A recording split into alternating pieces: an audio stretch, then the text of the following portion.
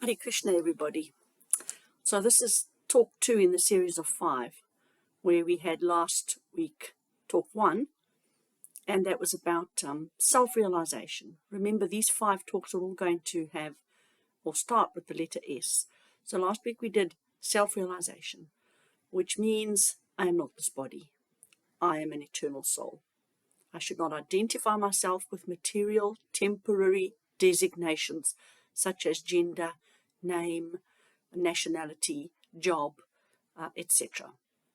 So we did that last week. So now we're on to talk number 2, which is the second S, and this one is on sense gratification.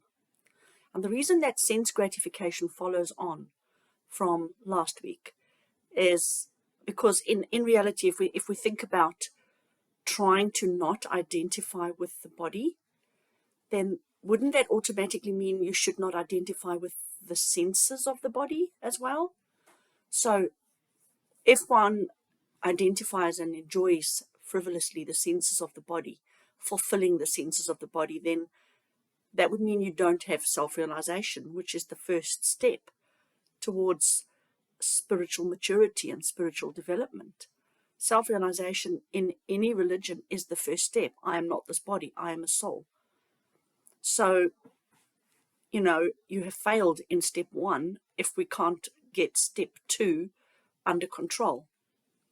And sense gratification is a tricky topic because we literally live our entire existence and our entire lives by our senses. So what do they mean about not having sense gratification? And by they, I mean the only 2 religions I'm studying at the moment, or the only 2 pathways I'm studying at the moment, which is the Bible and the Bhagavad Gita, brought to the West by Prabhupada, and what Prabhupada has translated into English from Sanskrit. So if we remember that we are souls, and we've come from a place of extreme happiness, extreme bliss and happiness, in some sort of spiritual realm, some sort of spiritual existence, then how we land up here is a different talk for another day. But here we are, entombed in these fleshly bodies, and even though we don't remember our previous soul, spiritual, blissful existence, we do remember. We remember subconsciously, and we know that we are meant to be happy. And so we are always striving to be happy. If you ask any parent, what do you want for your child? Say it's a newborn. They are going to say things like, I don't mind who they marry, I don't mind what job they do, I just want them to be happy. So we all know that happiness is a thing that we are striving for and seeking. Unfortunately, because we're in a material state, temporary material state here, we seek that happiness in the wrong ways and in the wrong places. So we seek that happiness in fulfilling the desires of our material senses. So what are the senses? Let's just first mention what the senses are. So of course, when you were in primary school, you would have had that model where you held up your hand and the teacher taught you on each finger a sense.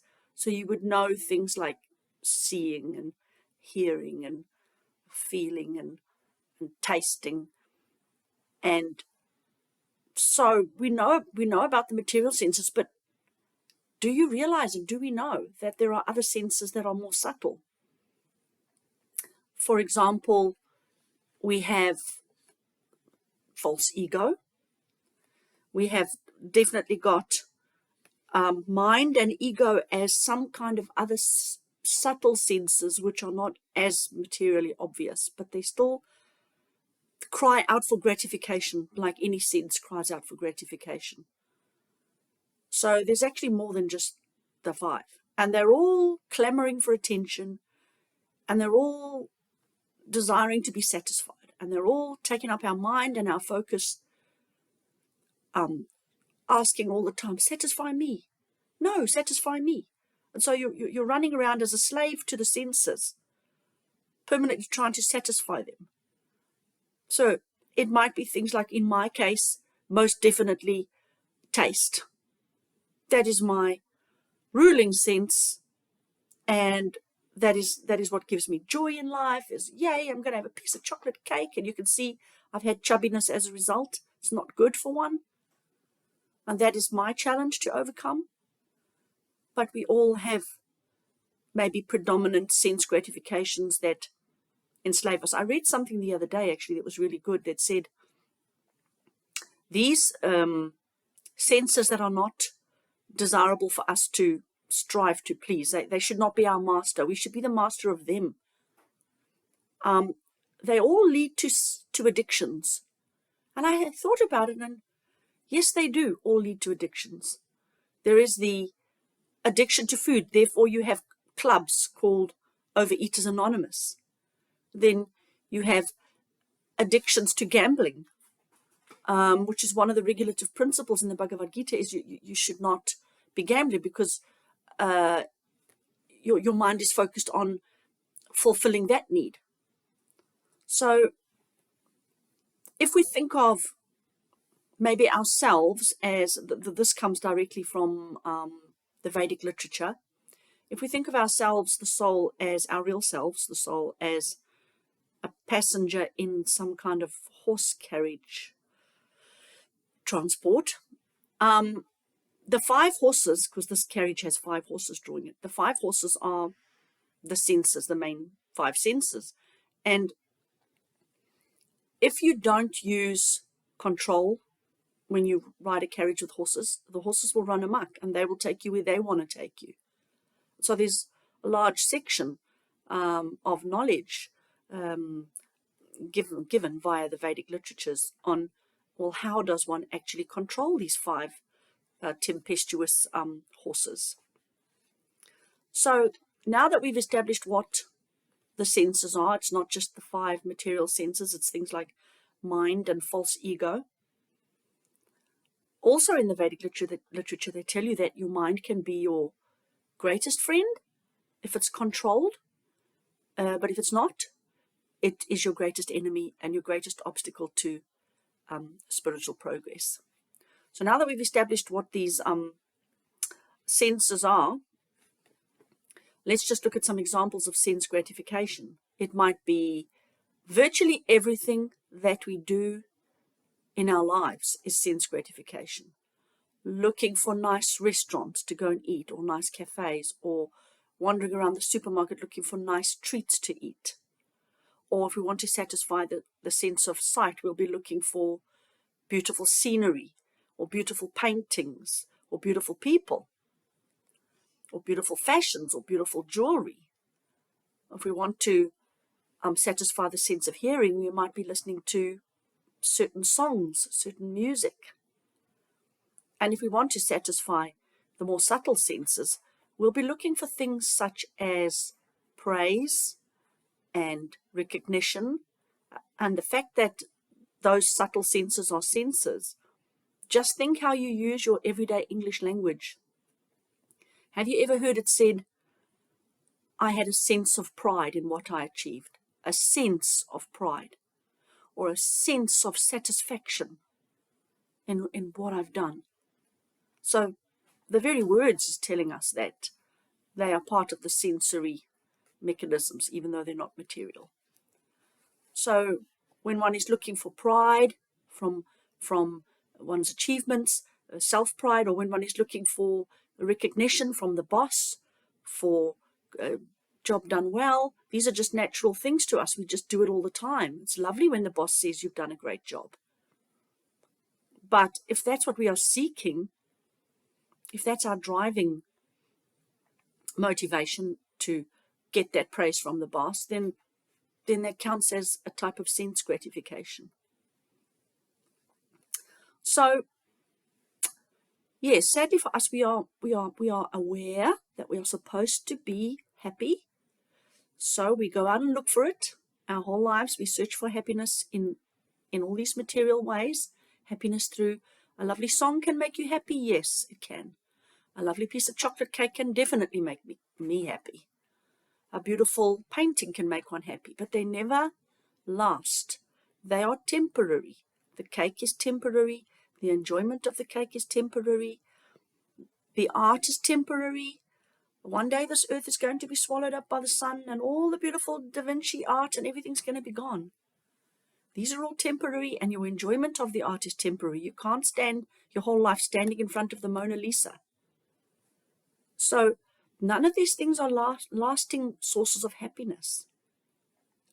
And yet the soul seems to be unaware of that. And so it just continues on and on and on in this cycle of trying to find happiness using its senses in a material world.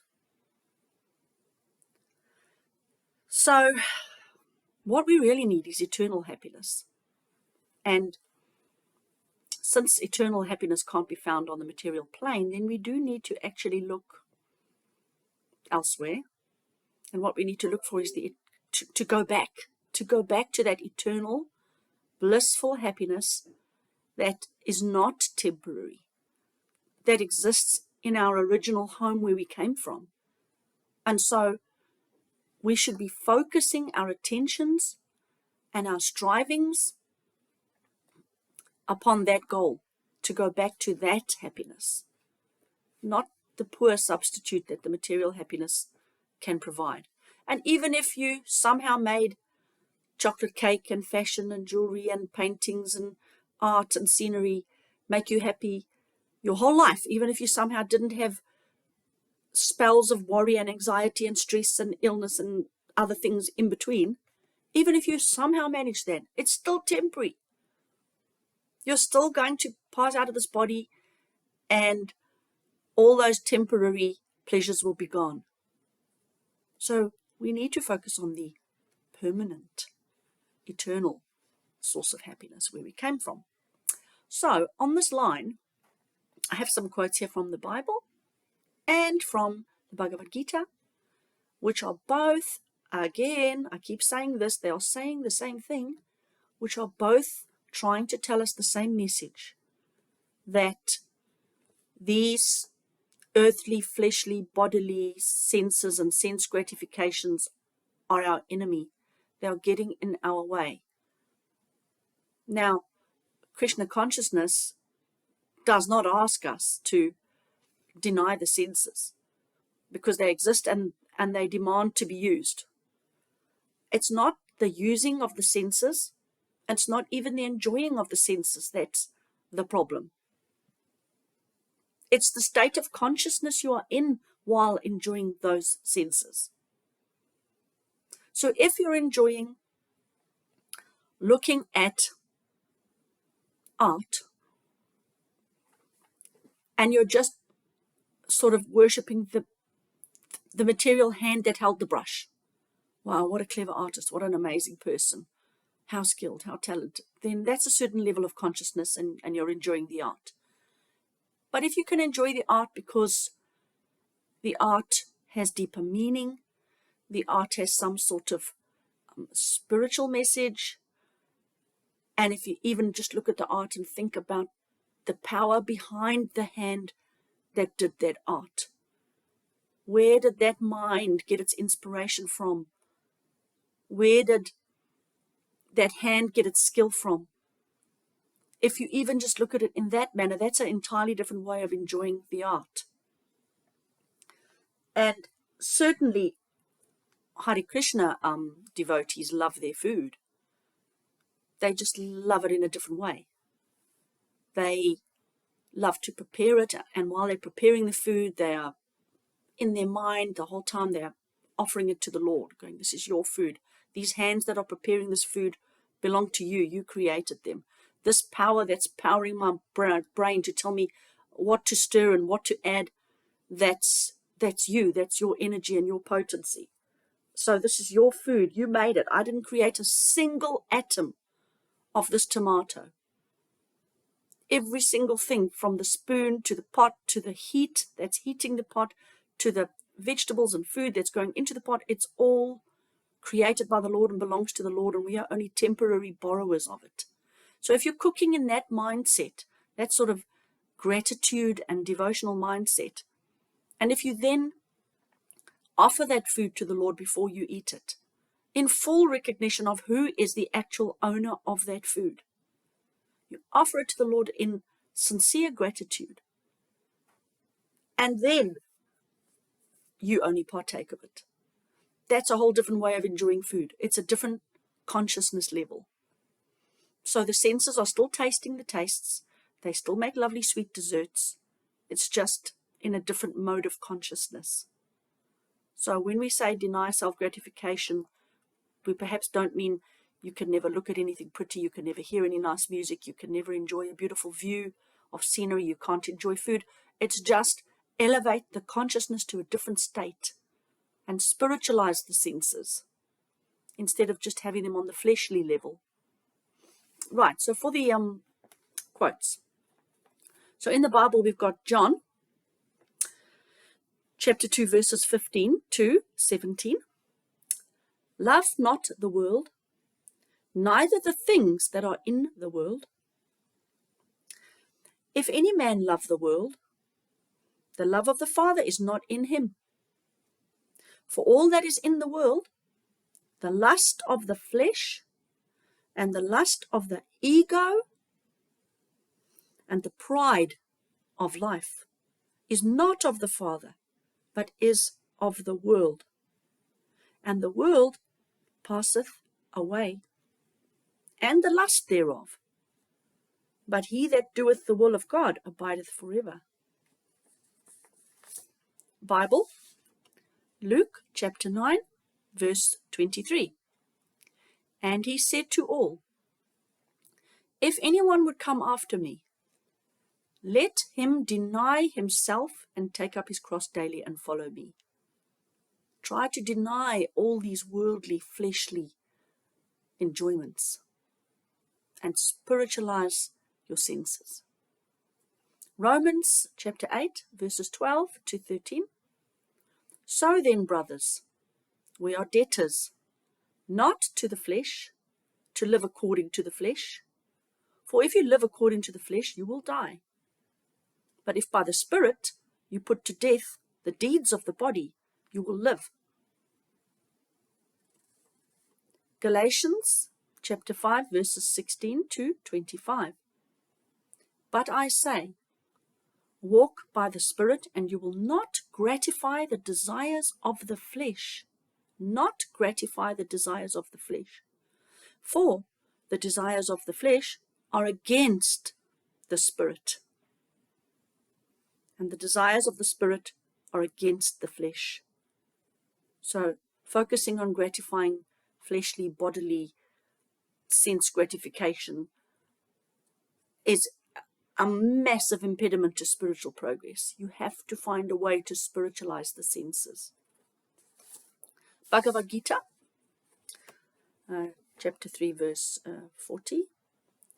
The senses, the mind, and the intelligence are the sitting places of lust, which veils the real knowledge of the living entity and bewilders him. Chapter 2, verse 58. One who is able to withdraw his senses from sense objects, as the tortoise draws his limbs within the shell, is to be understood as truly situated in knowledge. Bhagavad Gita, chapter 2, verse 44. In the minds of those who are too attached to sense enjoyment and material opulence, and who are bewildered by such things, the resolute determination for devotional service to the Supreme Lord does not take place. So it's a total blockage to devotional service, which is a cornerstone of spiritual development. If you don't want spiritual development, then you won't be wanting to do devotional service to the Lord. And it's not going to happen if it's going to be blocked by being too attached to sense enjoyment. And chapter 2, verse 71 in the Gita, a person who has given up all desires for sense gratification and who lives free from desires, who has given up all sense of proprietorship and is devoid of false ego, he alone can attain real peace. And a partial quote from chapter 2, verse 66, where Krishna says, God says, how can there be any happiness without peace? So if we can't attain the peace, the real peace, then we can't attain the real happiness. So clearly both these scriptures are telling us that our focus on material sense gratification is a massive barrier, and we have to find a way to deal with it as best as we can. Both give advice, and if you're interested in the sense gratification chapter in the Bhagavad Gita, it's mainly in chapter 2, which you can Google. You can just Google sense gratification chapter 2 Bhagavad Gita and summaries will come up. So there's a whole massed area on sense gratification, whereas I think in the Bible it's more sort of scattered around, so you'd have to hunt it out. But certainly it's a battle. Trying to refocus the senses and spiritualize the senses is a thing that we ought to do. So that was section 2 of the 5. So I hope it was enjoyable, and we will reconvene next week for the 3rd in the series. Thank you. Hare Krishna.